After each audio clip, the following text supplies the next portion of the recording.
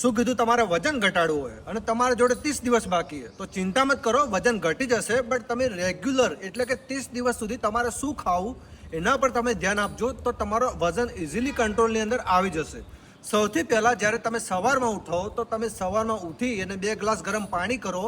એ પાણીની અંદર આદુ અને લીંબુ નાખો અને પછી એ પાણી પી લો. બીજા નંબરમાં તમે 8 થી 10 ગ્લાસ રોજ પાણી પીવાનું રાખો, નોર્મલ વોટર. ત્રીજા નંબરની અંદર તમે શાકભાજી લીલા ખાવાની રાખો, જેના અંદરથી તમને પ્રોટીન મળે અને ન્યુટ્રિશન મળે. અને ચોથા નંબરની અંદર રોજ તમારે 7 થી 8 કલાકની ઊંઘ પૂરતી લો. અને પાંચમા નંબરની અંદર તમે સુગરવાળી એટલે કે મીઠાશ ખાવાથી દૂર રહો.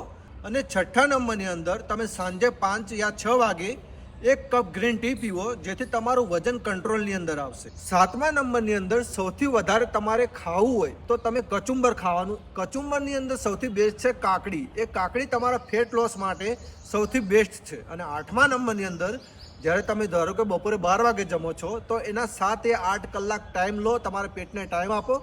એના પછી બીજું ભોજન તમે લો, જેનાથી તમારે ફેટ લોસની અંદર ફરક પડશે, તમને રિઝલ્ટ મળશે. અને વિડીયો સારો લાગ્યો તો ફોલો કરો અને લાઈક કરો અને શેર કરો.